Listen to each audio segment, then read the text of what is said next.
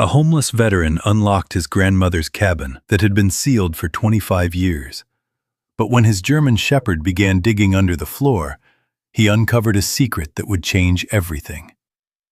Ethan Brooks had lost nearly everything: his home, his job, and almost his hope. With only his loyal German shepherd Ranger at his side, he followed a worn map his grandmother left behind into the frozen Bitterroot Mountains.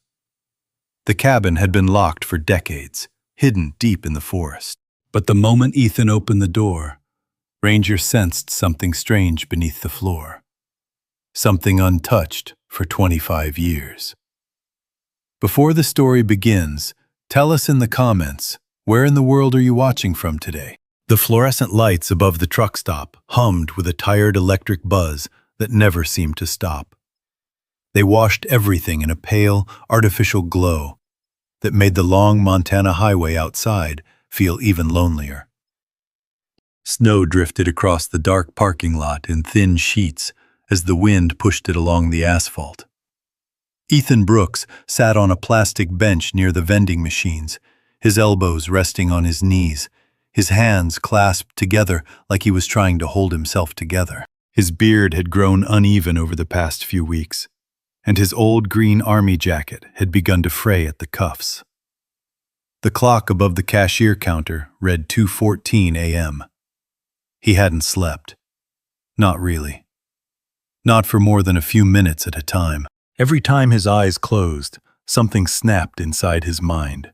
A memory, a sound, a flash of desert sunlight exploding into fire.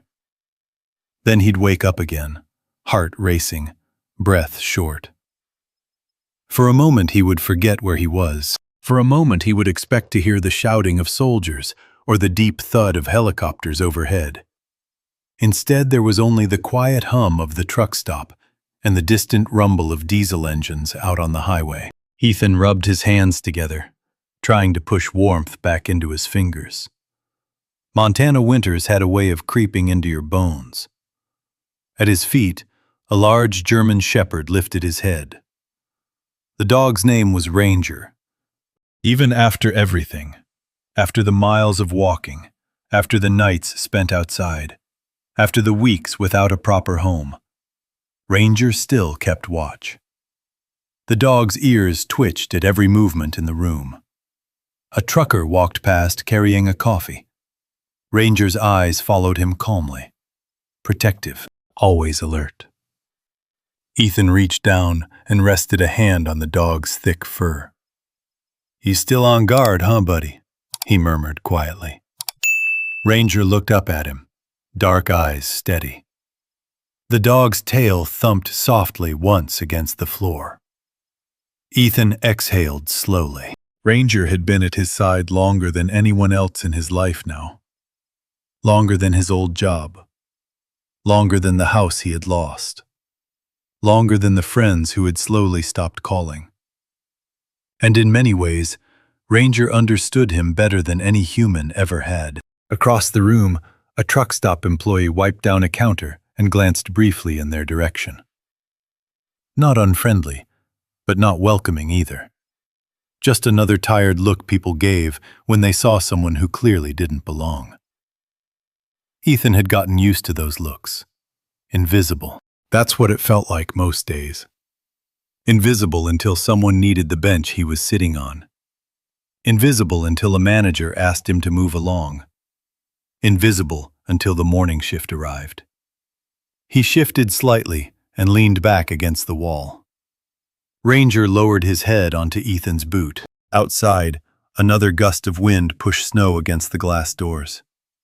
Ethan watched it drift past the windows. He had been here for 4 hours already. The bench was hard, but it was dry, and it was warm. For now. His backpack rested beside him. Old, canvas. The zipper had started to split at one corner. Everything he owned in the world fit inside that bag. 2 shirts, a pair of socks, a folding knife, and one small leather pouch he had almost forgotten about. Ethan stared at the bag for a long time before finally pulling it closer. Ranger lifted his head again, watching. "You remember this thing?" Ethan said quietly. He unzipped the outer pocket and reached inside. His fingers brushed against something cold and heavy. Metal. He slowly pulled it out. A brass key. Large. Old-fashioned. The kind of key that looked like it belonged in another century. It felt heavier than it should have. For a long moment, Ethan just stared at it. 25 years. That was how long he had carried it. Or rather, how long it had sat forgotten in that leather pouch. The memory came back slowly. A hospital room. The smell of antiseptic. His grandmother Eleanor lying in bed, her white hair spread across the pillow. She had called him close that day, pressed the pouch into his hands. "Someday, you may need this," she had whispered. He remembered laughing softly back then. He had been 22, young, strong, just back from his first tour overseas. He had thought the world was something you could wrestle into submission. "Need what, Grandma?" he had asked. Her eyes had been serious. "The cabin," she said quietly. Ethan blinked slowly now, as the memory settled over him. The cabin. He reached back into the pouch and pulled out the folded paper. A map, yellowed with age, hand-drawn. It showed a stretch of mountains deep inside the Bitterroot Range. A narrow dirt road, a small square marking a cabin in the woods. At the bottom of the map was her handwriting. "If the world ever leaves you with nowhere to go, go here." Ethan stared at the map. For years he had assumed the cabin had probably collapsed or been torn down. No one in the family had talked about it after she died. No one cared. They had sold the house in town, split the money, moved on. The cabin had simply faded into memory. Until now. Ranger nudged Ethan's hand. The dog's nose brushed against the brass key. Ethan looked down at him. "You think it's still standing, boy?" he said softly. Ranger's ears perked. The dog gave a quiet, low huff, almost like an answer. Ethan looked back toward the snowy darkness outside the glass doors. Somewhere out there, 3 hours north, deep in the mountains, there might still be a cabin waiting. Or maybe nothing at all. But sitting here in the cold glow of the truck stop lights, Ethan realized something. He had already run out of options. He scratched Ranger behind the ears. "Well," he said quietly, "I guess we're going to find out." Outside, the wind pushed another sheet of snow across the parking lot. And for the first time in weeks, Ethan Brooks felt something inside him that hadn't been there in a long time. Hope. It was a fragile thing, quiet, careful, like the small flame of a match in a dark room. He closed his hand slowly around the brass key, feeling its cold edges press into his palm. For years he had carried it without thinking, just another object buried in a forgotten pouch. Now it suddenly felt heavier, important. Ranger lifted his head again, watching Ethan with the calm, steady patience the dog had always shown. Outside, a semi-truck roared to life in the parking lot. The deep rumble vibrated through the building. Ethan flinched. It happened before he could stop it. His shoulders tightened. His breath caught halfway in his chest. His eyes darted toward the door like something dangerous might be rushing inside. For a second, the truck stop disappeared. The fluorescent lights vanished, and he was somewhere else. Heat. Dust. The sharp crack of distant gunfire echoing through a valley. Ethan's fingers dug into the edge of the bench. Then something warm pressed against his knee. Ranger. The dog leaned closer, his head gently nudging Ethan's hand. Not frantic, Not panicked, just steady, grounded. Ethan blinked hard, and the memory dissolved like smoke. The truck stop returned, the humming lights, the smell of coffee and diesel fuel. His breathing slowly steadied again. "Yeah," he whispered quietly, rubbing Ranger's neck. "I know." "I'm here." Ranger's tail thumped once against the tile floor. The dog had learned how to do that years ago, back when they were both still in uniform, back when neither of them knew how long the war would follow them home. Ethan leaned his head back against the wall and closed his eyes for a moment. The memories came anyway. Not violent, just clear, like old film playing in the back of his mind. 6 years earlier, southern Afghanistan. A patrol moving along a narrow dirt road between dry hills. The air had been so hot that day it shimmered above the ground. Ethan had been walking near the center of the column, sweat soaking through the back of his uniform.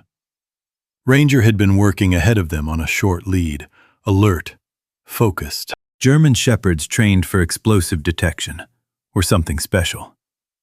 They didn't just smell danger, they understood it. Ethan still remembered the moment everything changed. Ranger had stopped. Not barked, not panicked, just froze. Every muscle in the dog's body went rigid. Ethan noticed immediately. "Hold up," he had said quietly. The patrol stopped. Ranger lowered his head toward the dirt. Slow, careful. Then he looked back at Ethan, those same dark, intelligent eyes. Something was wrong. Ethan had barely opened his mouth to warn the others when the world exploded. A deafening blast ripped through the road behind them. Dust and rocks shot into the air. Someone shouted. Another soldier stumbled. But Ethan barely heard any of it. Because in the chaos, Ranger had lunged forward. The dog had slammed into Ethan's chest. Hard. The force knocked him sideways off the road and into a shallow ditch. Half a second later, another buried explosive detonated exactly where Ethan had been standing. The shockwave blasted dirt and smoke across the patrol. For several seconds, everything went silent, except for ringing in Ethan's ears. When he finally pushed himself upright, Ranger was lying beside him, whining softly. Blood darkened the dog's front leg. Ethan's heart nearly stopped. "Ranger!" He dropped to his knees beside the dog, his hands shaking as he checked the wound. Shrapnel. Not deep, but enough to hurt. Ranger's ears flattened slightly as Ethan examined the injury, but the dog didn't pull away. He just kept watching Ethan. Steady, trusting. "You saved my life, buddy," Ethan had whispered hoarsely. The memory still sat heavy in his chest. Back in the truck stop, Ethan opened his eyes again. Ranger was watching him. Older now. A thin scar ran along the dog's front leg where the shrapnel had torn through muscle years ago. But Ranger still moved with quiet strength. Still loyal. Still watching Ethan like his only job in the world was to make sure his partner came home safe. Ethan scratched the dog behind the ear. "You remember that day?" he said softly. Ranger tilted his head slightly. Maybe the dog did. Maybe he didn't. But what Ethan knew for certain was this. If Ranger hadn't been there that afternoon in Afghanistan, Ethan Brooks would never have made it home. After they returned to the States, the Army had officially retired Ranger from service. Ethan had signed the paperwork himself. He remembered the officer asking him a simple question.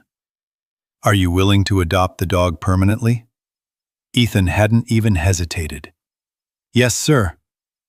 That was the easiest decision he had ever made. Since then, Ranger had been with him through everything. Through the long nights after Ethan left the Army. Through the first time a backfiring car sent him diving for cover in a grocery store parking lot. Through the slow unraveling of his life after his father died.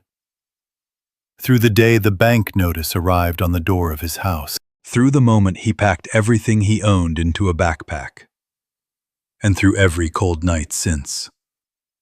Ranger never left. Ethan looked down at the brass key again.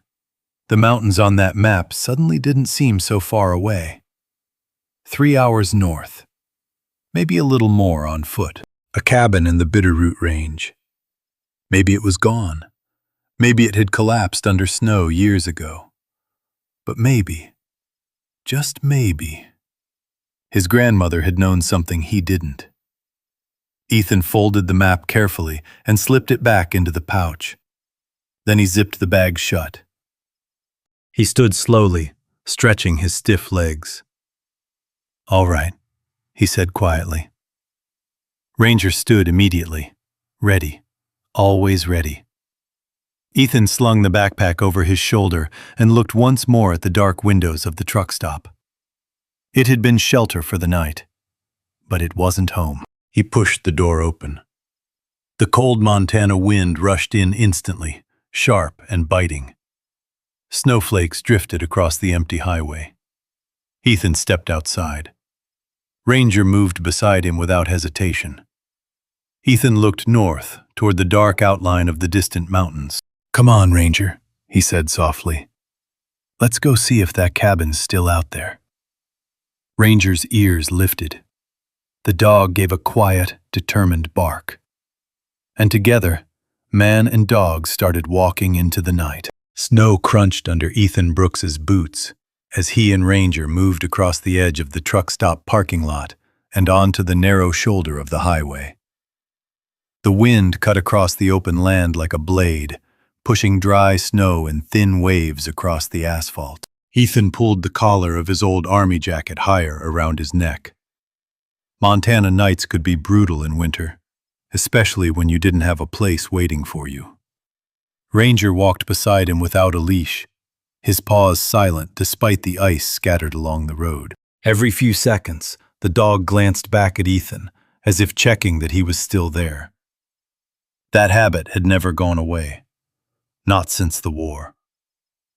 Ethan looked toward the dark outline of the mountains in the distance. Even from miles away, he could see the jagged line of the Bitterroot Range rising against the night sky. Somewhere in those mountains sat a cabin he hadn't seen since he was a kid, if it was even still standing. A cold gust of wind whipped through the open highway, and Ethan shoved his hands deeper into his jacket pockets. The road ahead stretched into darkness. But the hardest part of his journey had already happened months earlier. Long before the truck stop, long before the snow.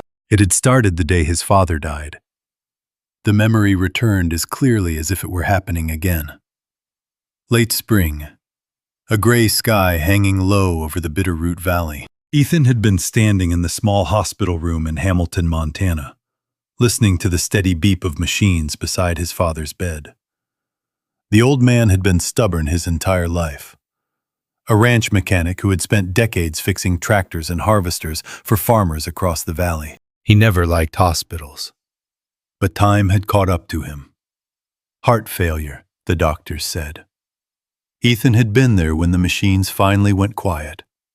And after that, everything began to fall apart. The house Ethan had grown up in sat on 10 acres of land just outside Hamilton. It wasn't fancy, but it had been in the Brooks family for 3 generations. What Ethan hadn't realized until after the funeral was how much debt his father had been carrying. Medical bills, loans, property taxes that had gone unpaid during the last 2 years of illness. Within weeks, the bank started calling. At first, they sounded polite, then less polite, then impatient. Ethan had tried to keep up. He picked up extra work repairing farm equipment, worked long days in dusty barns and muddy fields. But the numbers didn't add up.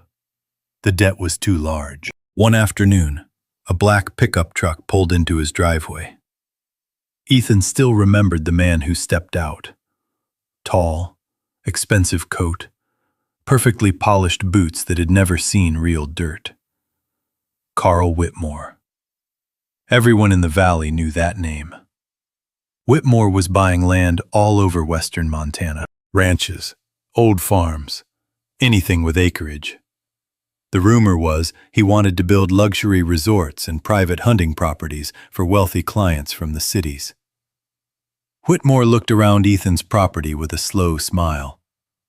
"Beautiful land," he said casually. Ethan didn't like the way the man said it, like he already owned it. Whitmore had offered to buy the land that day. Cash. Enough to cover Ethan's debts, but only barely. It was an insult of an offer. Ethan shook his head. "This place isn't for sale." Whitmore had only shrugged. "Everything's for sale, eventually." A month later, the bank sent the foreclosure notice. 7 days. That was all the time Ethan had left. He packed what he could into his old truck. Ranger sat in the passenger seat, watching quietly as Ethan loaded the last box. The dog seemed to sense something was wrong. The night before he had to leave, Ethan walked through the house one last time. The kitchen, where his father had cooked breakfast every morning. The workshop behind the barn, where they had repaired engines together. The living room, where Ranger had first arrived after retiring from the army. Ethan paused at the doorway and looked back one last time. He had survived war, survived explosions and gunfire halfway across the world. But losing his home hurt in a completely different way. Ranger walked over and rested his head against Ethan's hand. Ethan scratched behind the dog's ears. "Guess it's just you and me now," he said quietly. The next morning he drove away. 2 weeks later, the truck broke down outside Missoula. The repair cost more than Ethan had left. He sold the truck for scrap. Since then, it had been nothing but walking and cold nights. Back on the highway, Ethan slowed his pace as the wind grew stronger. Ranger suddenly stopped. The dog turned his head toward the dark highway behind them. Ethan followed his gaze. Headlights appeared in the distance. A pickup truck. It approached quickly, tires crunching through snow. Ethan stepped farther off the road, giving the driver space. The truck slowed as it passed. Then the brake lights flared red. The vehicle rolled to a stop about 30 yards ahead. Ethan froze. Ranger's ears lifted. The dog stepped slightly in front of Ethan, protective. The truck door opened and a man climbed out. He wore a heavy flannel coat and a wool cap pulled low over his forehead. The man looked at Ethan for a long moment. Then he nodded toward Ranger. "Fine-looking shepherd you got there." Ethan didn't answer right away. Years of instinct made him cautious around strangers. The man raised his hands slightly. "Relax. I'm not looking for trouble." He pointed toward the mountains. "Where are you headed this late?" Ethan hesitated. Then he answered honestly. "North, into the Bitterroots." The man let out a low whistle. "That's a long walk in this weather." Ethan shrugged. "Don't have much choice."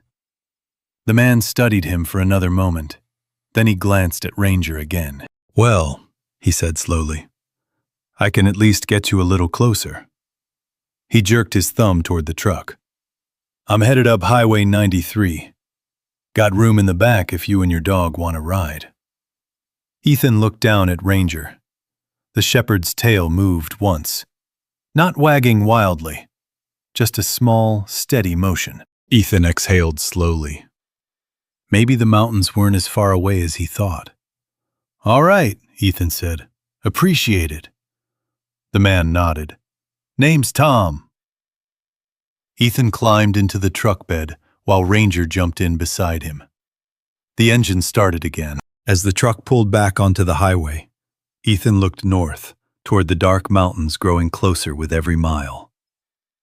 Somewhere in those woods, the old cabin waited.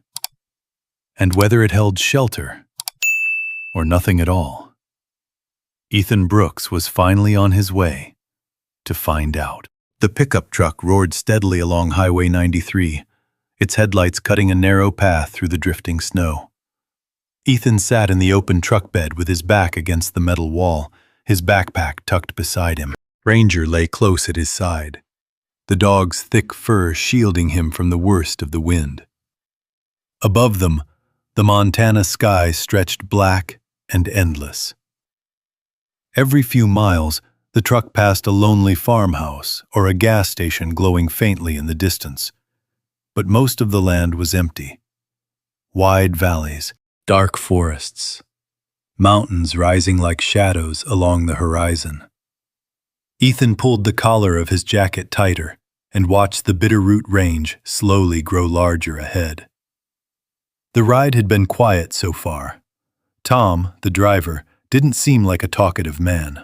Every now and then he glanced back through the rear window to make sure Ethan and Ranger were still holding on. But otherwise he kept his attention on the icy road. Ranger rested his head on Ethan's boot.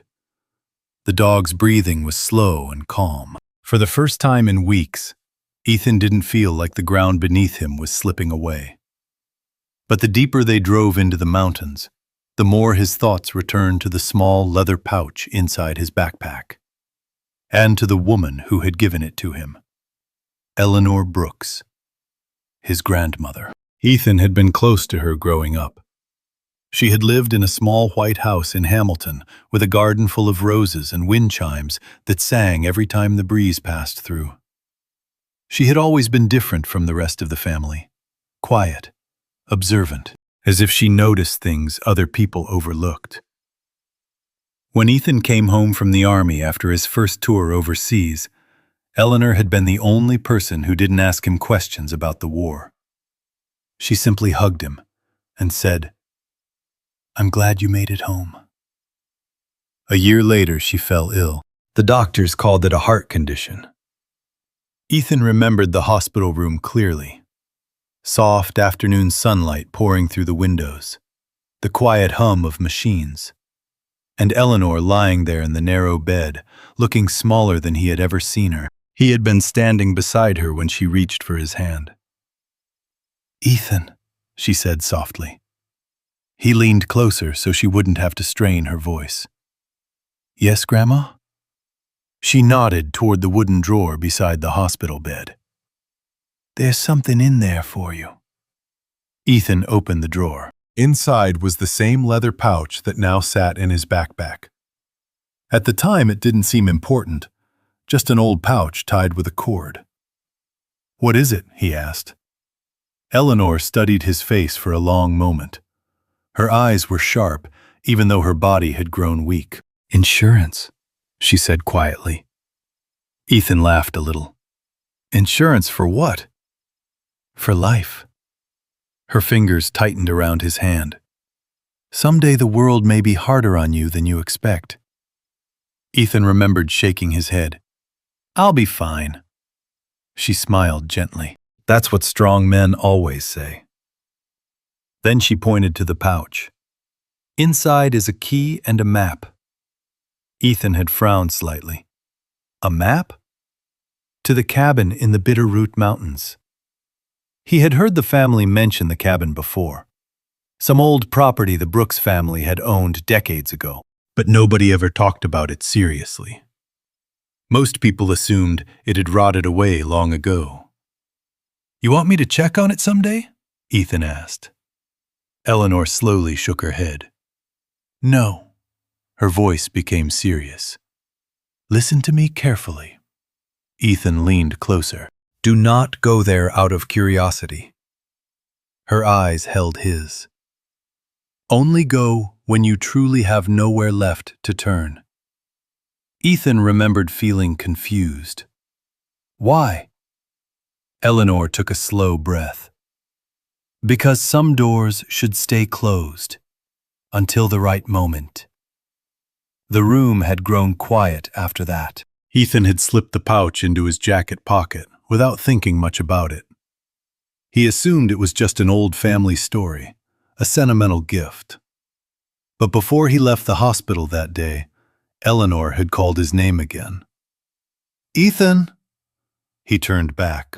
"If that day ever comes," she said softly, "trust what you find there." Those were the last words she spoke to him. The memory faded as the truck slowed. Ethan lifted his head. The road had narrowed now. Tall pine trees lined both sides of the highway, their branches heavy with snow. Tom leaned his arm out the window and pointed ahead. "Another 20 minutes, he called back. "After that, I turn east toward Darby." Ethan nodded. "That's fine." The truck continued climbing through the mountains. Snowflakes swirled in the headlights like drifting sparks. Ranger suddenly lifted his head. The dog's ears perked forward. Ethan followed his gaze. In the distance, far beyond the highway, the jagged silhouette of the Bitterroot Peaks cut across the sky like a wall of black stone. Somewhere beyond those trees, the cabin waited, or what remained of it. Ethan felt the weight of the brass key again in his pocket. 25 years. If the cabin had survived that long, it would be a miracle. The truck slowed again. Tom rolled down his window and pointed toward a narrow gravel road branching off into the forest. "That the place you're looking for?" Ethan unfolded the map under the dim light of the truck's cab. The hand-drawn lines matched the shape of the road exactly. He nodded slowly. "That's it." Tom pulled the truck to a stop.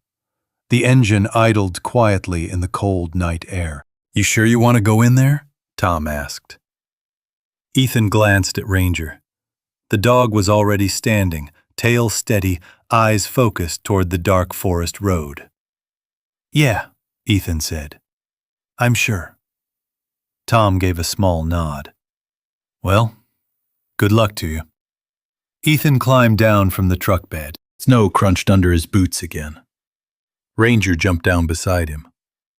The pickup's headlights illuminated the narrow forest road for a moment before the truck slowly turned around and drove back toward the highway. The red taillights faded into the darkness. Silence returned. Ethan stood there for a moment, looking into the trees. The road ahead was barely visible beneath the snow. Tall pines loomed on both sides like silent guardians. He reached into his pocket and pulled out the brass key. Even in the darkness, the metal glinted faintly. Ranger stepped forward, sniffing the air. Then the dog looked back at Ethan, waiting. Ethan slipped the key back into his pocket. "Well, Ranger," he murmured quietly. "Looks like this is it." The wind rustled through the pine branches overhead, and somewhere deep in the forest, something old waited in the dark. The narrow logging road disappeared beneath a blanket of snow that glowed faintly under the moonlight. Ethan Brooks stood at the edge of the forest for a moment, listening. The highway noise was already fading behind him. All that remained was the wind whispering through tall pine branches and the quiet creak of trees shifting in the cold. Ranger stepped forward first. The German shepherd lowered his nose to the ground, sniffed once, then looked back at Ethan as if asking permission. Ethan gave a small nod. "Go ahead, partner." Ranger moved down the road, his dark shape weaving between patches of moonlight and shadow. Ethan followed, boots crunching softly through the frozen snow. The forest swallowed them quickly. Within minutes, the highway was gone completely, hidden behind the dense wall of trees. The world narrowed to a thin white path winding deeper into the Bitterroot Mountains. Ethan pulled the folded map from his pocket and studied it under the pale glow of the moon. According to Eleanor's hand-drawn lines, the cabin sat somewhere at the end of this road. 2 miles, maybe 3. Hard to tell exactly. But the road was still there. That was a good sign. He slipped the map back into his pocket and kept walking. The air smelled of pine and cold earth. Every breath stung slightly as it filled his lungs. Snow clung to the branches above, occasionally falling in soft bursts whenever the wind shook the trees. Ranger moved confidently ahead, his ears alert. The dog paused now and then, sniffing the air or glancing into the dark woods on either side of the road. Ethan trusted those instincts. Ranger had spent years detecting danger long before any human could notice it. They walked for nearly an hour. The climb slowly grew steeper. Ethan's legs burned from the effort, and the old ache in his knee, left over from an injury overseas, began to throb with every step. Still, he kept moving. Somewhere ahead, a place from his childhood waited, or at least the memory of it. Ethan remembered visiting the cabin once when he was a boy. He couldn't have been more than 8 or 9. His father had driven him up into the mountains in an old pickup truck, bouncing along rough dirt roads until the forest suddenly opened into a small clearing. The cabin had stood there then. Quiet. Simple. Built from dark logs with a stone chimney rising along one side. His father had only stayed a few hours, checking the roof and clearing fallen branches from the porch. "Your great-grandfather built this place," he had told Ethan. "Why don't we live here?" Ethan had asked. His father had shrugged. "Too far from town, hard to maintain. Your grandmother keeps the paperwork, but nobody really uses it anymore." After that day, Ethan had never seen the cabin again. The memory felt distant now, almost like something from another life. Ranger suddenly stopped. The dog stood still in the middle of the road, ears pointed forward. Ethan slowed. "What is it?" Ranger didn't bark. He simply stared ahead. Ethan followed the dog's gaze. At first he saw nothing but trees. Then the forest shifted slightly. The road curved around a small rise, and beyond it, the trees opened just enough for a clearing to appear through the darkness. Ethan's heartbeat quickened. They walked the last few yards slowly. When they reached the top of the rise, the clearing spread out before them like a hidden pocket inside the mountains. And there it was, the cabin. For a moment, Ethan didn't move. The structure stood in the center of the clearing, surrounded by tall pines whose branches hung low with snow. It was larger than he remembered, 2 stories tall, built from thick, dark logs that had weathered decades of storms. But what caught Ethan's attention wasn't the cabin itself. It was the way the building had been sealed. Every window was covered with wooden boards, heavy ones, carefully nailed into place. The front door was wrapped with thick iron chains looped across the handle and locked with 3 heavy padlocks. Snow had gathered along the porch steps, untouched. No footprints, no tire tracks, nothing. The place looked like it had been abandoned for decades, or protected. Ethan walked slowly toward the porch. Ranger followed close beside him. The boards across the windows were old, but they had been placed carefully. Not thrown up in a hurry, but secured with purpose. Almost like someone had wanted to make absolutely certain nobody could get inside. Ethan climbed the porch steps cautiously. The wood creaked under his boots, but it held firm. Ranger sniffed along the edge of the porch, then sat beside the door, watching quietly. Ethan stared at the chains wrapped around the door handle.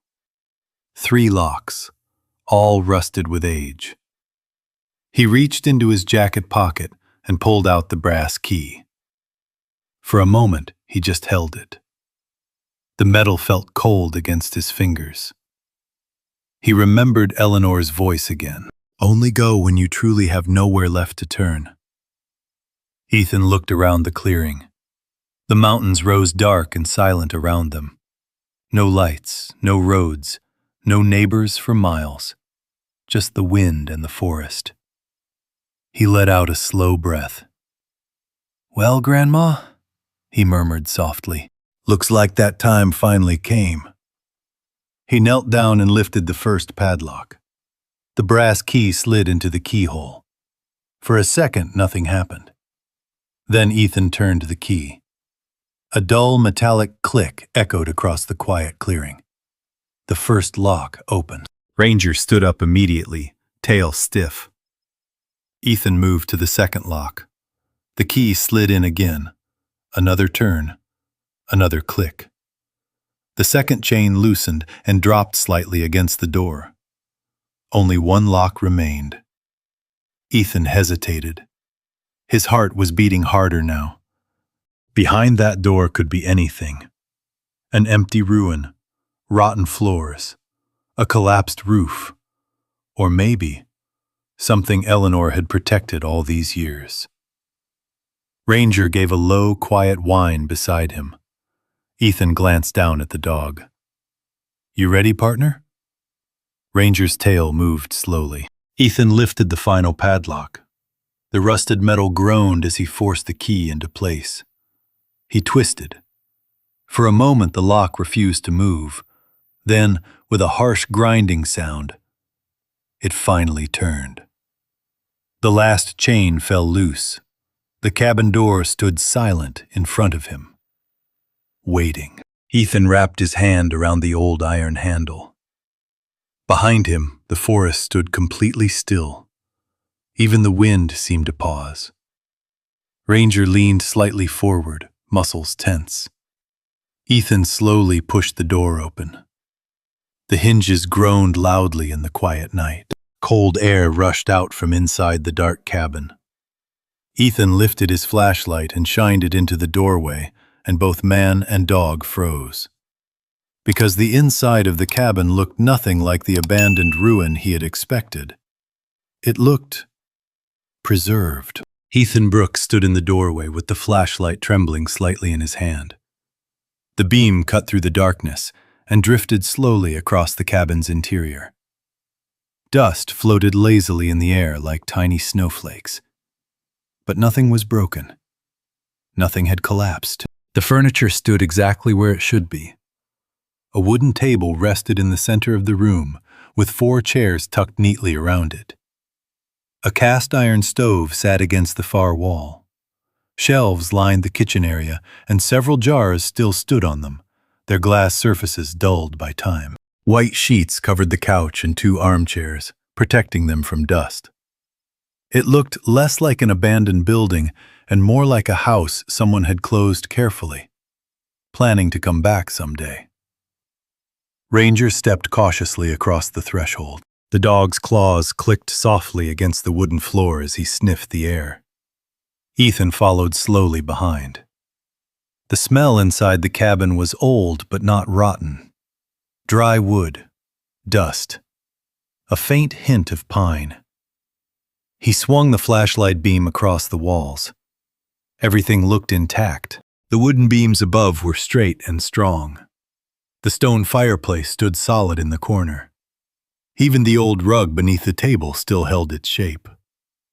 Ethan let out a slow breath he didn't realize he had been holding. "Well, I'll be," he murmured quietly. Ranger walked deeper into the room, nose low to the floor, investigating every corner. His tail moved slowly, steady and calm.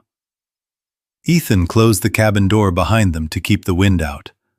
The heavy wood thumped softly as it shut. For the first time in weeks, the sound of silence surrounded him. Real silence.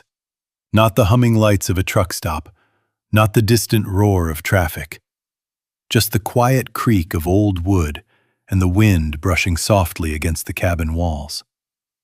Ethan stepped farther inside. He lifted one of the white sheets from the couch. The fabric puffed slightly as it moved, releasing a cloud of dust. Underneath, the couch looked worn but sturdy. The cushions had faded patterns stitched into them, the kind people used in the 70s. He ran his hand across the armrest. Still solid, still usable.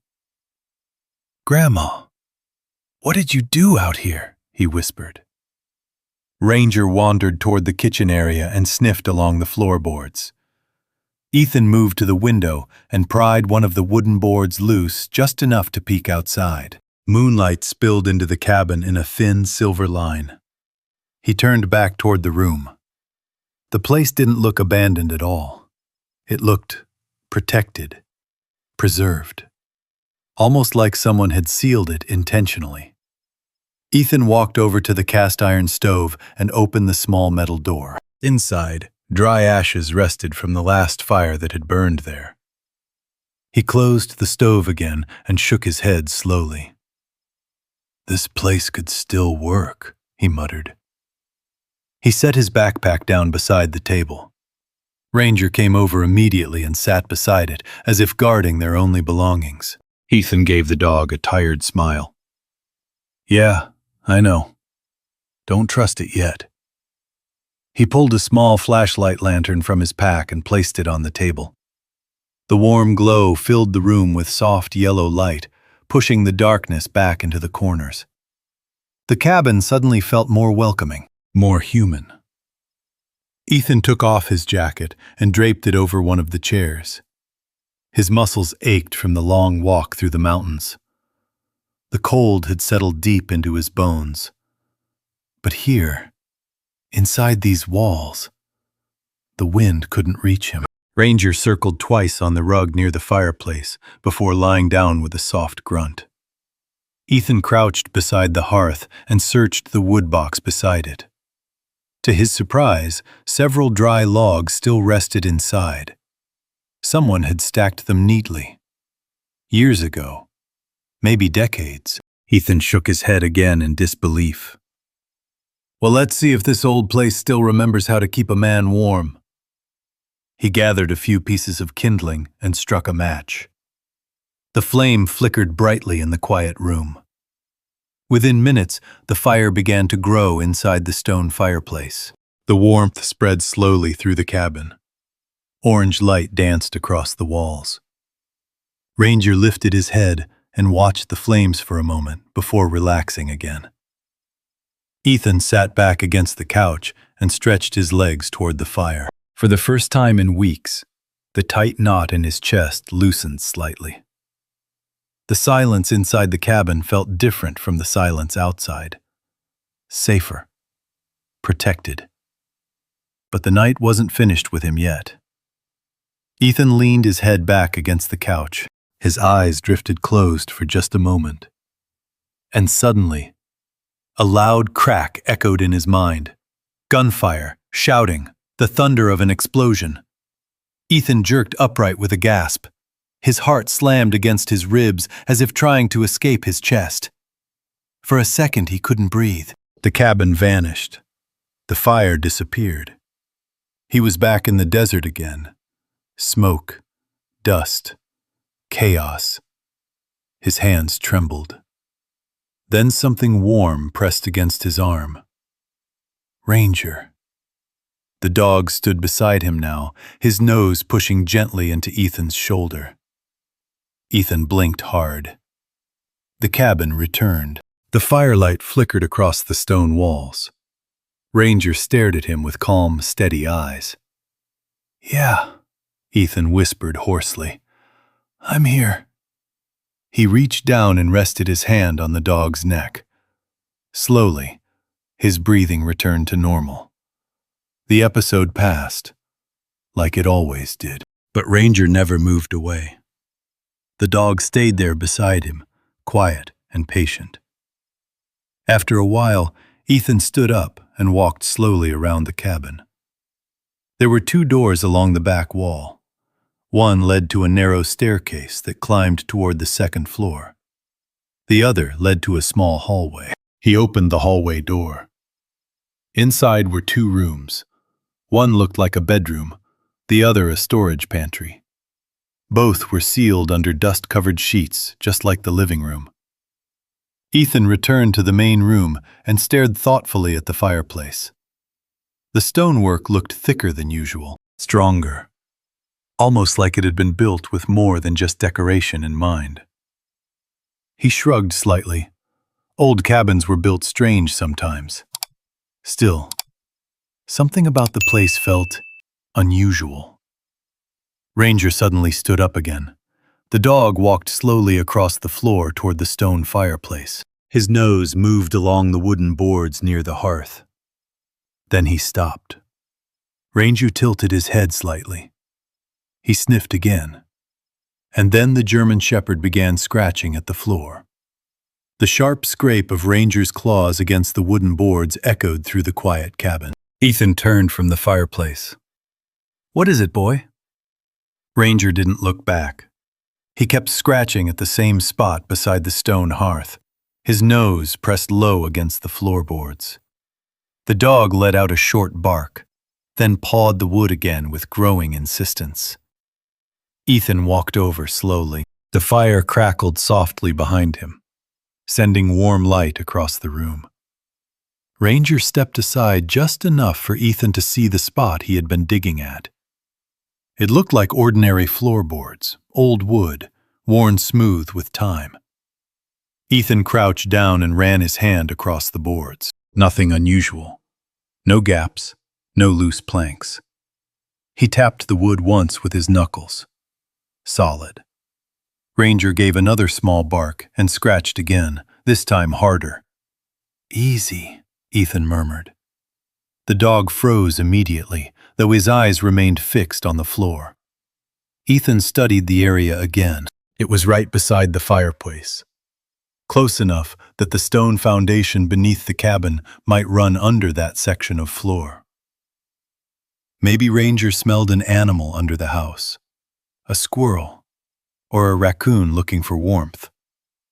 That would make sense. Still, Ranger had never been the kind of dog who barked without reason. Ethan leaned closer and sniffed the air himself. All he smelled was dust and old wood. "No critter holes," he said quietly. Ranger tilted his head, clearly unconvinced. Ethan scratched behind the dog's ears. "Maybe tomorrow we take a better look, huh?" Ranger stared at the floor for another moment. Then, reluctantly, he stepped back. Ethan stood up and stretched his tired back. "Right now I think we both need sleep more than mysteries." Ranger huffed softly, as if disagreeing, but he followed Ethan across the room anyway. The fire had grown stronger in the hearth, filling the cabin with steady warmth. Outside, the wind brushed through the pine trees, but inside the walls, the sound was distant and gentle. Ethan spread one of the dust sheets over the couch cushions to create a makeshift blanket. It wasn't much, but compared to the freezing truck stop benches he had slept on the past few weeks, it felt like a luxury. He sat down heavily. The exhaustion hit him all at once. Ranger circled twice on the rug before settling down beside the couch, close enough that his fur brushed Ethan's boot. The firelight flickered across the ceiling beams. Ethan stared at the flames for a long time. The warmth slowly soaked into his bones. His shoulders relaxed. His breathing steadied. For the first time in days, the tight weight pressing on his chest began to lift. "This might actually work," he murmured quietly. Ranger thumped his tail once against the floor. Ethan leaned his head back against the couch. The crackle of burning wood filled the cabin with a soft rhythm. Minutes passed, maybe longer. Eventually his eyes drifted closed. Sleep came quickly. But peace did not last long. Somewhere in the darkness of his mind, the war waited. The desert heat returned, blinding sunlight, the sharp smell of dust and burning metal, voices shouting in the distance. Ethan ran across broken ground with his rifle raised, the sound of helicopters roaring above him. Then, the explosion. The ground shook. Fire erupted in front of him. Someone screamed. Ethan dropped to the dirt as debris rained down. His heart pounded violently in his chest. He looked around wildly for his team. Smoke filled the air. The world spun. And then, a loud bark shattered the memory. Ethan jerked awake. His chest heaved as he sucked in air. For a moment he didn't know where he was. His eyes darted around the dark room. The fire still burned in the hearth. The wooden beams overhead replaced the desert sky. And Ranger stood beside him. The German Shepherd had placed both paws against the couch, his nose pressing firmly against Ethan's shoulder. "Easy, easy," Ethan whispered hoarsely. Ranger whined softly. Ethan reached out and gripped the dog's thick fur. "I'm all right." The dog didn't move until Ethan's breathing slowed. Finally, Ranger relaxed and lowered himself back onto the rug. Ethan rubbed his face with both hands. His heart was still racing. The nightmares had followed him home from the war years ago. They always found him eventually. But tonight was different. Tonight he wasn't waking up in a cramped apartment, or the back seat of a car, or a freezing bus station. He was waking up in a cabin deep in the Montana mountains, and Ranger was still beside him. Ethan let out a long breath. "Guess we made it somewhere after all." The fire burned low. Outside the cabin, snow began falling again. Soft flakes drifted through the silent forest, covering the clearing in a fresh white blanket. Inside, the warmth held steady. Ethan eventually closed his eyes again. This time, sleep came slower.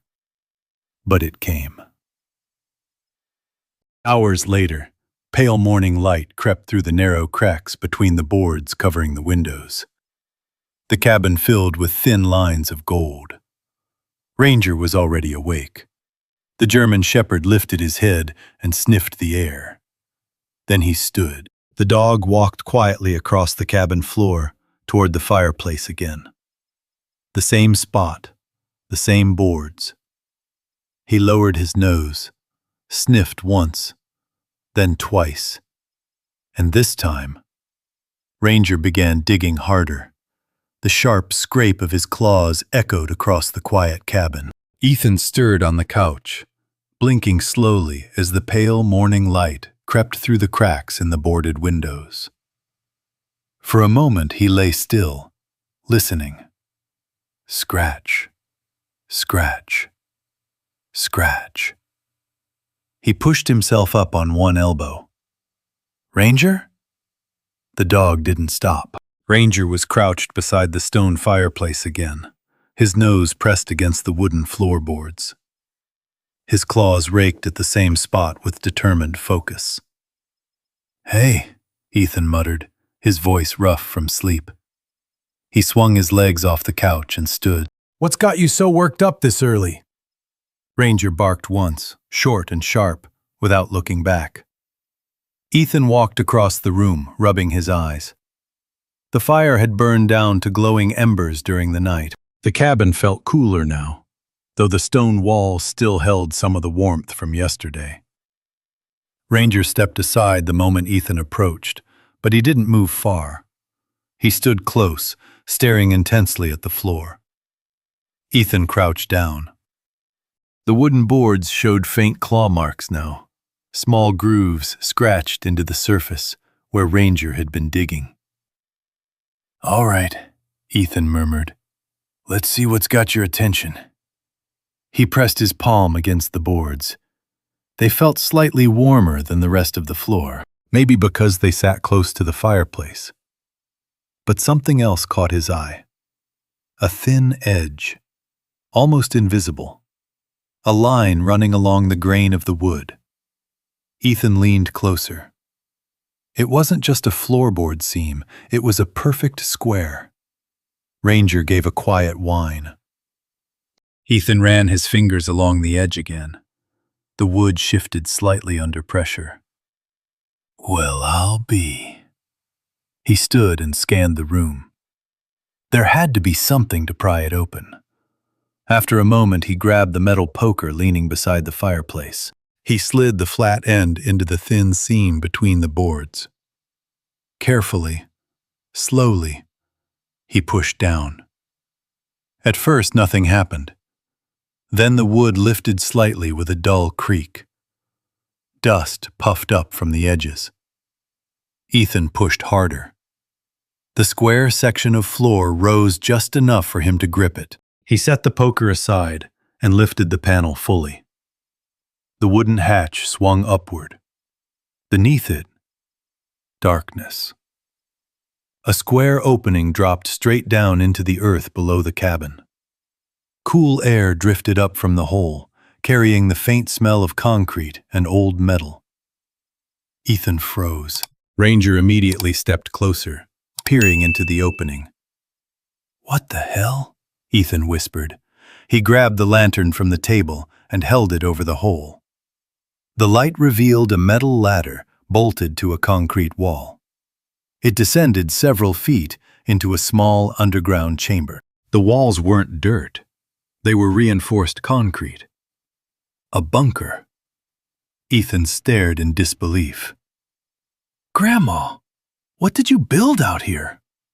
Ranger barked excitedly. The dog placed his front paws on the edge of the hatch, staring down into the opening. "Hold on," Ethan said quickly, but Ranger was already climbing down the ladder. "Ranger!" The German shepherd disappeared into the darkness below. Ethan cursed under his breath and grabbed the lantern. "Guess we're doing this." He swung one leg over the opening and carefully climbed down the ladder. The metal rungs were cold but solid. After a few seconds, his boots touched concrete. He lifted the lantern. The light spread across the underground chamber. The bunker was larger than he expected. Concrete walls, metal shelves, wooden crates stacked neatly along one side. A steel table stood against the far wall. It looked less like a survival shelter and more like a storage vault. Ranger trotted around the room, sniffing everything. His nails clicked against the concrete floor. Ethan walked slowly through the bunker. His pulse quickened. Somebody had spent serious time and money building this place. The concrete was thick. The shelves were heavy-duty steel. Nothing here looked temporary. He approached the nearest wooden crate. Dust covered the lid. Ethan brushed it away and pried the top open. Inside were thick folders sealed in plastic. He pulled one out and flipped it open. Documents, legal papers, land deeds. Ethan's eyes widened as he read the names printed across the pages. Brooks Family Holdings, property boundaries, survey maps, hundreds of acres marked across the Bitterroot Valley. "What?" Ranger suddenly barked sharply. Ethan turned. The dog stood beside one of the metal shelving units, tail stiff. Before Ethan could react, the shelf shifted. Years of rust and loose bolts finally gave way. The heavy structure tipped forward. "Ranger!" The metal rack crashed toward them. Ethan dove forward instinctively, but Ranger moved faster. The German shepherd lunged into Ethan's chest, knocking him backward. The shelf slammed into the concrete floor with a deafening crash. Wooden crates exploded open. Papers scattered everywhere. For a moment, the bunker filled with dust and echoes. Ethan coughed, blinking hard. Then he looked down. Ranger lay beside him. The dog tried to stand, but immediately limped. "Easy, easy." Ethan knelt beside him. "Let me see." Ranger's front leg trembled slightly. Ethan ran his hands carefully along the limb. No bone sticking out. No major bleeding, but the paw was swelling fast, probably bruised or twisted when the shelf fell. "You stupid brave dog," Ethan whispered softly. Ranger wagged his tail once, despite the pain. Ethan grabbed a strip of cloth from his pack and wrapped the paw carefully. "There," he murmured. "That'll hold for now." Ranger licked Ethan's hand. The lantern flickered slightly as the dust settled. Ethan looked around the bunker again. Papers covered the floor now. Maps, documents, and something else. A large steel safe stood against the far wall. Ethan slowly rose to his feet. Ranger limped beside him. They approached the safe together.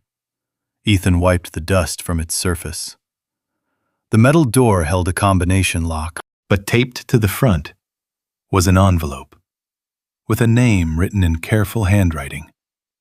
Ethan Brooks. His breath caught in his throat. He slowly reached out and picked up the envelope. It felt thick, important. Behind him, the quiet cabin stood above the bunker, and suddenly Ethan realized. His grandmother had known he would come here someday. The lantern light trembled slightly in Ethan's hand as he stared at the envelope taped to the steel safe. His name, written in Eleanor Brooks's careful handwriting. Not printed, not typed, written by hand. The same handwriting he remembered from birthday cards and the old recipes she used to leave on the kitchen counter when he was a boy. For a long moment, Ethan didn't move. The bunker felt suddenly very quiet. Ranger sat beside him, favoring his injured paw but watching calmly, as if he understood that something important was about to happen. Ethan slowly peeled the envelope away from the safe. The tape cracked softly as it came loose. His hands were rough and steady from years of work and military training, but now they trembled slightly. He turned the envelope over. It had been sealed decades ago. Ethan carefully tore it open. Inside was a folded letter, thick paper, yellowed slightly with age. He unfolded it slowly. The lantern light illuminated the familiar handwriting, and Eleanor's voice seemed to echo in his mind as he began to read. Ethan, if you are standing in this room, then life has taken a harder road than I hoped it would for you. Ethan swallowed. Ranger shifted beside him, resting against his leg. Ethan continued reading. I sealed this cabin many years ago because I knew the world was changing. Land here in the Bitterroot Valley would someday become valuable, too valuable for honest people to keep if others knew about it.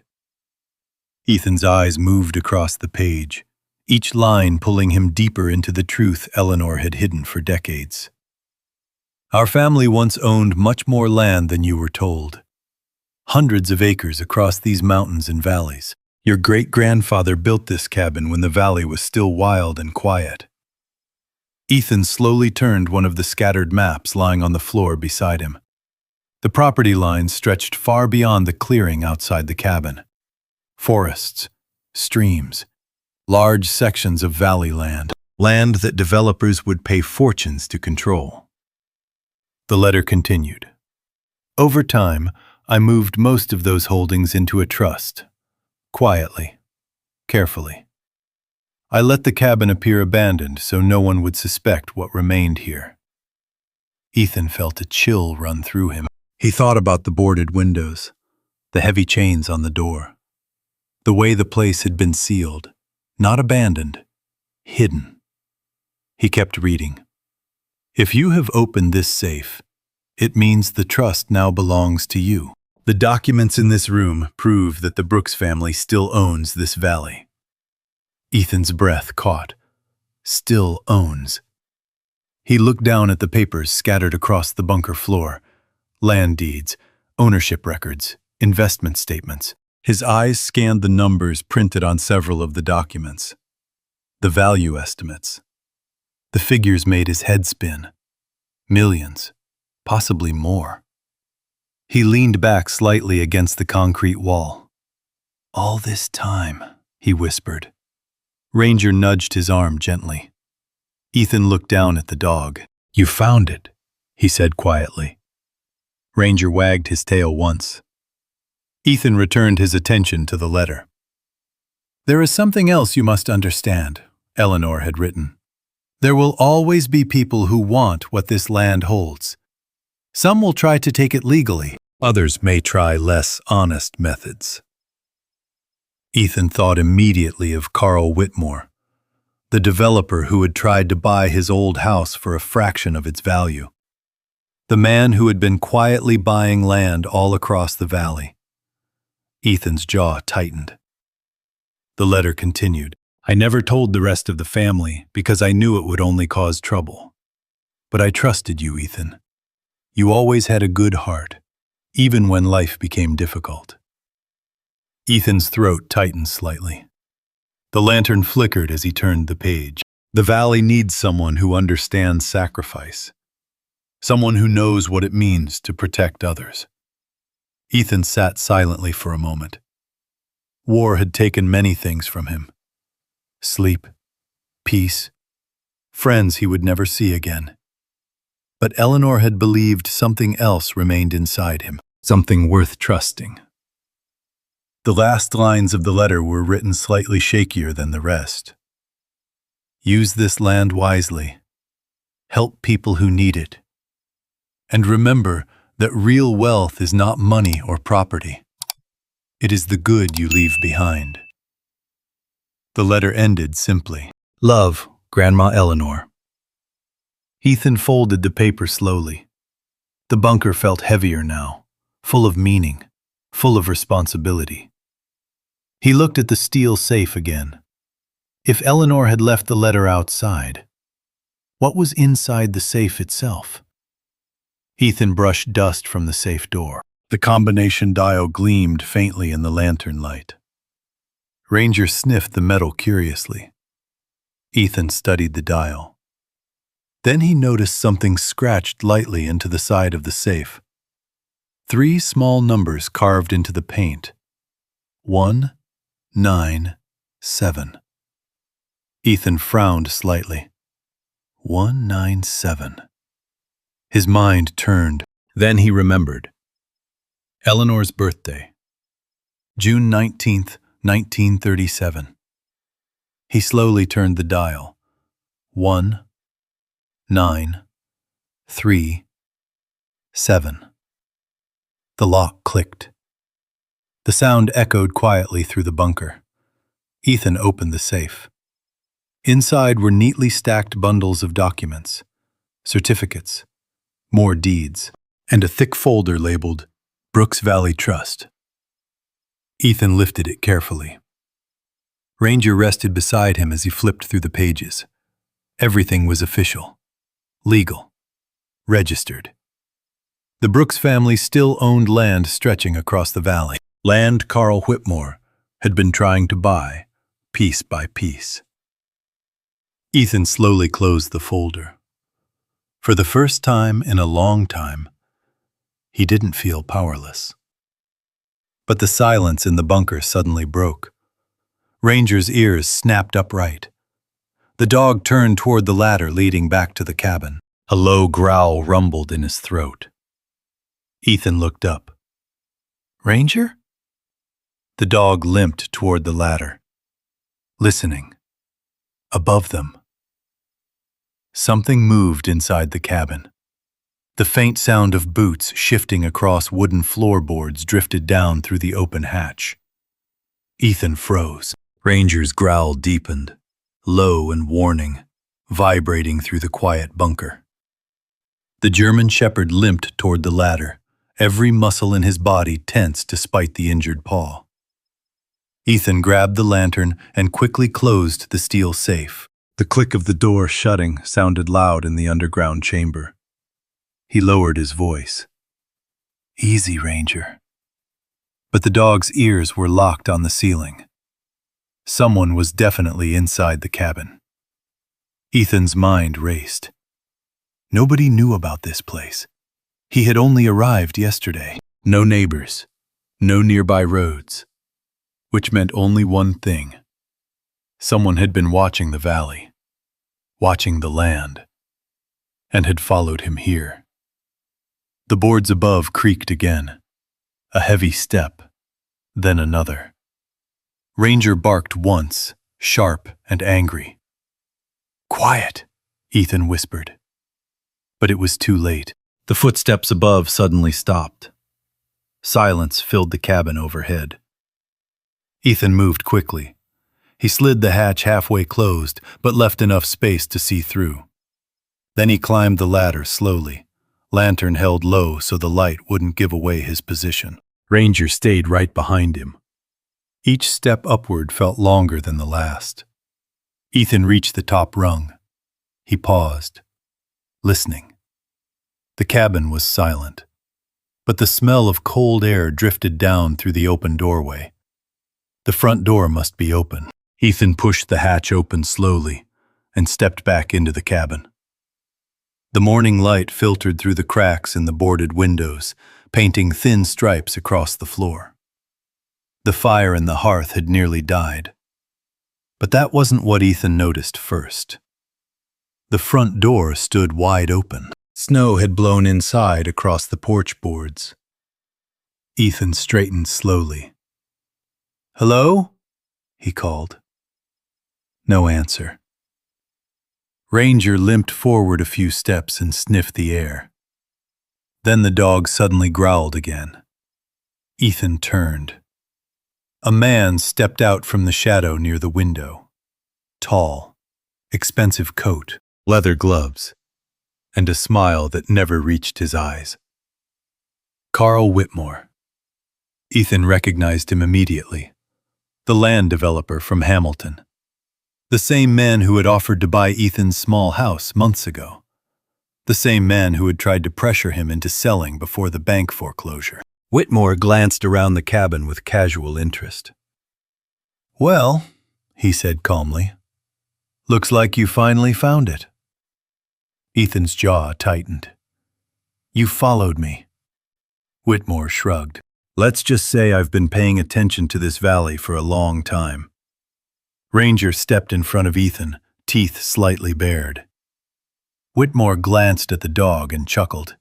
"That animal again." His eyes returned to Ethan. "I had a feeling you might come here someday." Ethan crossed his arms. "You knew about the cabin?" Whitmore nodded slowly. "Of course." He walked across the room, running a gloved hand along the wooden table. "The Brooks family owned quite a bit of land around here once." He smiled slightly. "But most people assumed it had all been sold off decades ago." Ethan stayed silent. Whitmore's eyes drifted toward the open hatch in the floor, the bunker. His smile widened. "So the rumors were true." Ranger growled louder. Whitmore stopped walking. "Relax," he said casually. "I'm not here to cause trouble." Ethan didn't believe him. Whitmore slipped a folded document from inside his coat. "I came to make you an offer." He held the paper out. "A generous one." Ethan didn't move. "What kind of offer?" Whitmore chuckled. "The kind that solves all your problems." He tossed the paper onto the table. Ethan glanced down. A purchase agreement. Whitmore Development Corporation. Offer amount, $200,000. For all land holdings currently registered under the Brooks Family Trust. Ethan looked back up. "That land is worth millions."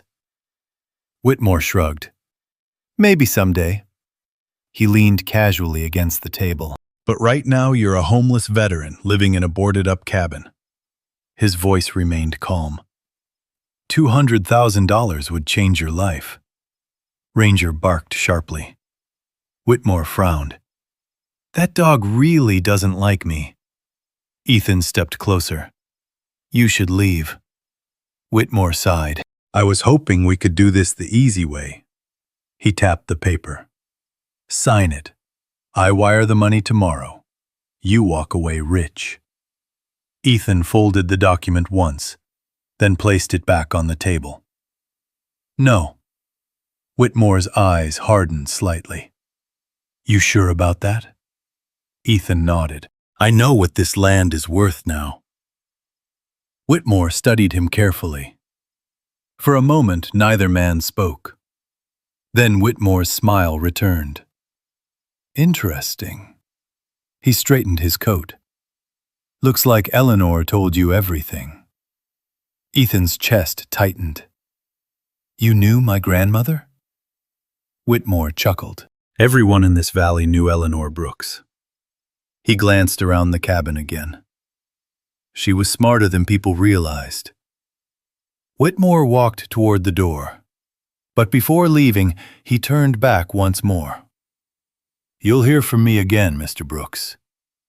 His smile was thin. "And next time, I may not be the only one interested in what's hidden here."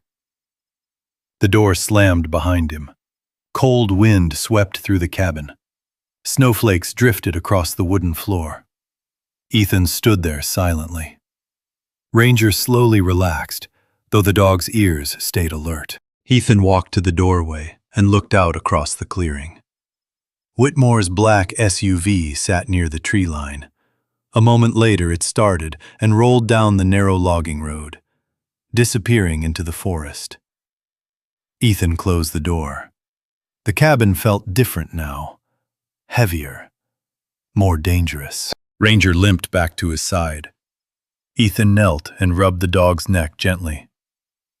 "Well," he said quietly, "looks like this valley isn't as forgotten as we thought." Ranger wagged his tail slowly. Ethan looked toward the hatch leading back to the bunker, toward the safe, toward the documents proving that the land now belonged to him. Whitmore had offered money, but Ethan understood something now. This place wasn't just land, it was a legacy. And for the first time in a long time, Ethan Brooks had something worth protecting. The cabin door shut with a dull thud as Ethan pushed it closed against the cold wind. Outside, Carl Whitmore's SUV had already disappeared down the narrow forest road, its tire tracks slowly filling with fresh snow. Inside the cabin, the silence returned, but it was no longer the same quiet Ethan had felt the night before. This silence carried weight, responsibility, and danger. Ranger limped slowly across the room and settled beside the fireplace again. The dog lowered himself carefully, favoring the injured paw, but his eyes remained alert. Ethan crouched beside him. "Let me check that leg again." Ranger stayed still as Ethan gently unwound the cloth bandage. The swelling had grown slightly, but the paw still held steady when the dog shifted his weight. "Bruised," Ethan murmured, "but you'll be all right." Ranger licked Ethan's hand once. Ethan gave a faint smile. "You saved me again, partner." The dog's tail thumped softly against the floor. Ethan stood and walked slowly toward the window. He pried one of the boards aside just enough to see the clearing. Snow drifted quietly through the tall pine trees. The valley stretched beyond the forest, hidden beneath layers of winter fog. Somewhere out there were hundreds of acres that legally belonged to him now. And people like Carl Whitmore wanted them. Ethan leaned his forehead briefly against the cold glass. He had spent years believing he had lost everything: his home, his job, his place in the world. But the truth had been buried beneath his feet the entire time, hidden by the one person who had believed in him more than anyone else, Grandma Eleanor. Ethan turned away from the window and walked back to the hatch in the floor. The bunker waited below, full of documents, full of answers. He climbed down the ladder again and picked up the thick folder labeled Brooks Valley Trust. The papers inside detailed every acre of land stretching across the valley: property lines, survey maps, legal registrations, investment accounts that had quietly grown over decades. Ethan shook his head slowly. All this time, he closed the folder and climbed back into the cabin. Ranger watched him carefully. Ethan sat down at the wooden table and spread several maps across its surface. The lantern light illuminated the valley like a puzzle. Streams cut through the forests.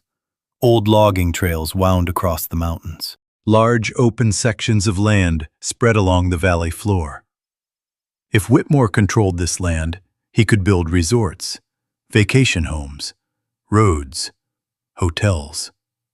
The quiet wilderness would disappear. Ethan imagined bulldozers tearing through the trees, concrete replacing the meadows, tourists flooding into the mountains that had once been wild and peaceful. The thought made his stomach twist. Ranger lifted his head and watched Ethan carefully. Ethan reached down and scratched behind the dog's ears. "You know what your nose found down there?" Ranger wagged his tail. "A second chance." The dog rested his head against Ethan's knee. Ethan stared down at the maps again.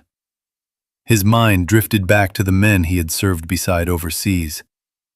Some had never made it home. Others had returned with wounds that no doctor could fully heal. He thought about the nights he had spent sitting awake, unable to quiet the noise in his own mind. The same struggle thousands of veterans faced every day. Suddenly, Eleanor's words from the letter echoed in his thoughts. Use this land wisely. Help people who need it. Ethan slowly leaned back in his chair. The idea formed quietly, but once it appeared, it refused to leave. This valley could become something else, something better than vacation resorts, something that actually mattered. Ranger's ears perked slightly as Ethan spoke aloud. What if this place stayed quiet? The dog tilted his head. What if the valley stayed the way it is, but helped people instead? Ethan stood and walked toward the window again. He imagined cabins scattered through the trees, small homes, quiet spaces where veterans like him could breathe again. Places where no one would judge them for waking in the middle of the night. Places where the forest and the mountains could help them heal. Ethan smiled faintly. That's what you meant, Grandma. Ranger barked once softly. Outside, the clouds began to part slightly, revealing a strip of blue sky above the valley. The snow continued falling, but lighter now. Ethan looked down at the maps one last time. Carl Whitmore would come back. He was certain of that. Men like Whitmore didn't walk away from land this valuable. But this time, Ethan wasn't the man he had been a month ago. He wasn't a homeless veteran sleeping in truck stops anymore. He was the legal owner of the Bitterroot Valley land, and he had a purpose. Ethan walked over and closed the hatch to the bunker again. The safe beneath the cabin floor remained secure. The documents were protected. He added another log to the fireplace. Flames climbed higher, filling the room with warmth. Ranger stretched beside the fire and finally rested his head on his paws. Ethan sat down across from him. The two of them watched the flames quietly. Outside, the mountains stood silent and vast. Inside the cabin, the future slowly began to take shape. And Ethan Brooks knew one thing for certain. No amount of money could buy what this valley truly meant. Not anymore. The fire crackled steadily in the stone hearth as Ethan Brooks sat quietly inside the cabin. Outside, the snowstorm that had covered the mountains the night before was beginning to fade. The sky over the Bitterroot Valley slowly turned pale blue, and sunlight spilled across the frozen clearing in front of the cabin. Ranger lifted his head and watched the light appear through the narrow cracks in the boarded windows. Ethan stood and walked to the door. He opened it slowly. Cold mountain air rushed into the cabin, carrying the scent of pine and fresh snow. The clearing stretched before him, quiet and untouched. For a long moment, Ethan simply stood there. 1 year ago, he had been sleeping in truck stops and wondering where his life had gone wrong. Now, he stood at the doorway of a place his family had protected for generations. And it was his responsibility now. Ranger limped to his side and sat beside him on the porch. The German shepherd's injured paw had healed, though a faint scar remained between the pads. The limp was barely noticeable now. Ethan rubbed the dog's neck. "You did good, partner." Ranger wagged his tail slowly. The valley below the mountains had begun to wake up. In the distance, several small cabins now stood among the trees where empty forest had once been. Simple buildings, wooden roofs, smoke rising gently from their chimneys. None of them were resorts. None of them were luxury vacation homes. They were something else entirely. Places for veterans. Places where men and women who had come home from war could breathe again. Places where silence was not frightening, and where no one judged them for waking in the night from memories they could not escape. Ethan stepped down from the porch and walked toward the edge of the clearing. Ranger followed.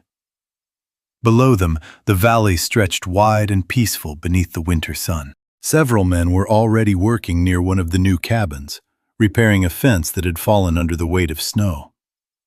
Another veteran stood near a small greenhouse structure that had been built during the summer.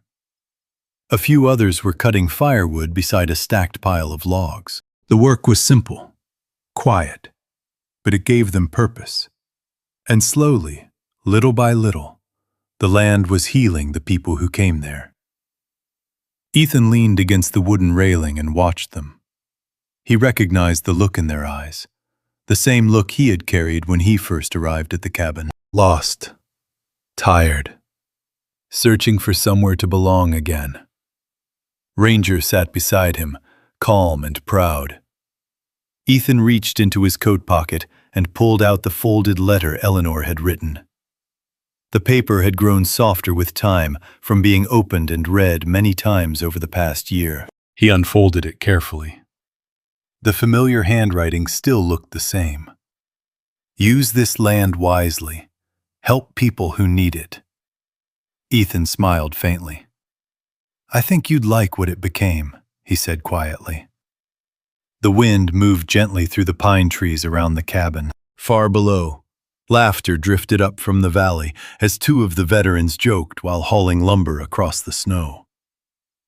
Ethan folded the letter again and slipped it back into his pocket. The valley had not become a resort. Carl Whitmore had returned several times during the first months, offering larger and larger amounts of money. Each time Ethan had given the same answer. No. Eventually Whitmore stopped coming. The land had become something far more difficult to take than money alone could solve. It had become a community, a place that people protected. Ranger stood and walked a few steps ahead into the clearing. The German shepherd paused and looked back at Ethan, tail wagging slowly. Ethan stepped down from the porch and followed. Snow crunched softly under his boots.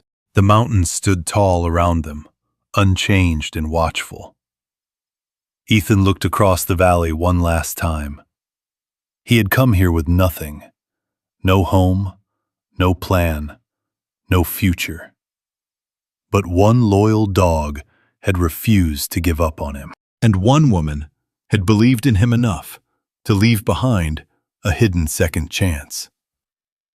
Ethan knelt beside Ranger and wrapped his arms briefly around the dog's thick fur. Guess you were the one who found the miracle after all, he murmured. Ranger licked his cheek. Ethan laughed quietly. The two of them turned toward the valley below and began walking down the snowy trail together. The work of protecting the land was only beginning, but Ethan Brooks was no longer alone. And the valley, that had once been hidden in silence, had become something far more powerful. A place where broken soldiers could find their way home again. If this story touched your heart, I'd like to ask you something simple. Drop a 1 in the comments if you believe a loyal dog can truly change a person's life. Or drop a 0 if you think Ethan would never have found the valley without Ranger. And if you're watching from somewhere in this big world, tell us where you're watching from.